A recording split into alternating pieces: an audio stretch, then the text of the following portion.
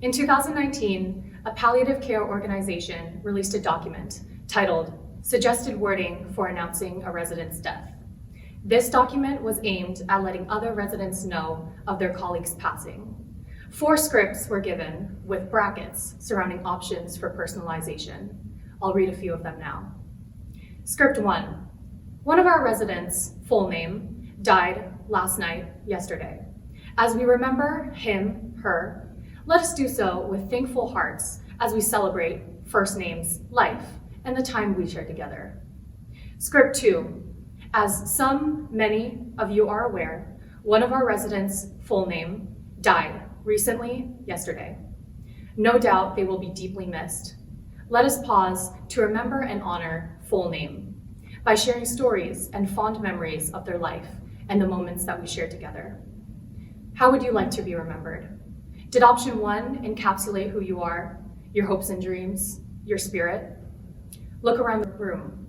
Is option 2 how you would memorialize the life of the person sitting next to you? My name is Nadia Popovich, and I'm a medical student here at the University of Washington School of Medicine. Today, I stand with my classmates as we advocate for the greater medical community. Prior to my entrance to medical school, I worked as a crisis intervention specialist at a suicide hotline. Each day, I connected with caller after caller, expressing their overwhelming wish to take away the pain, to die. At the same time, I was also exposed to the powerful, inspiring strength that comes from human unity. 300 to 400 physicians take their own lives every year. Doctors have the highest suicide rates of any profession. I'll say that again. Doctors have the highest suicide rates of any profession. Losing these brilliant minds and selfless souls to an unforgiving career is truly a tragedy and an embarrassment for what we stand for as physicians.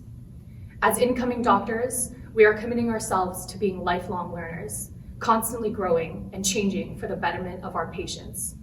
We often hear our administrators say, before you can care for your patients, you must care for yourself. But how? How can we prioritize our mental health when the system is against us? How can we begin to eat healthy, exercise, or even sleep when residents regularly work 80 to 120 hours in a week for less than minimum wage? How can we care for ourselves when it seems like no one else does? Jing Mai was a first-year resident just 3 months into her program. On paper, she was everything that we hope to embody someday. In private, she was suffering, but she fought. She fought hard. She had access to the medication, therapy, and loved ones that we all hope will be enough to get us through our darkest days. But despite it all, the odds were stacked against her. Jing is a reminder that change needs to happen on a collective, large scale so that individuals like her don't feel like they're fighting a losing game, like there's no light at the end of this tunnel.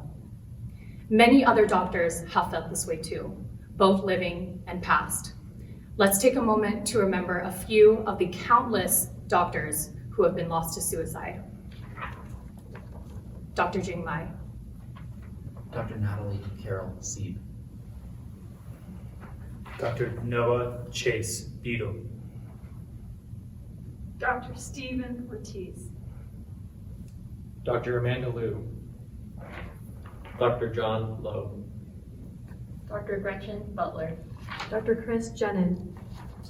Dr. Waleed Saleh. Dr. Adiraj Satya.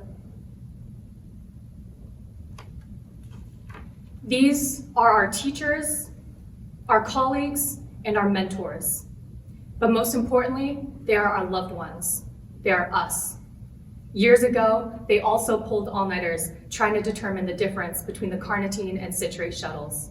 They also sat with a classmate trying to feel for the second intercostal rib in order to have a successful cardiac exam.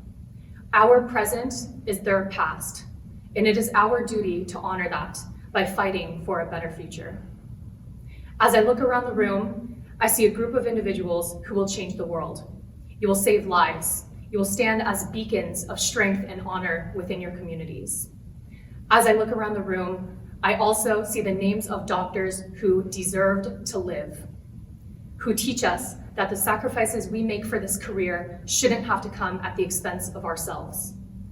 The following University of Washington School of Medicine students stand with residency reform, which promotes mental health support for physicians. Mental health support, not just resources, begins with top-down systemic policy changes. Residents desperately need and deserve built-in time off for health and well-being appointments, documentation assistance, and working hour caps that will not be held against them. We call for other medical schools and medical professionals to stand with us in this fight, to stand with us in remembering Jing. Thank you.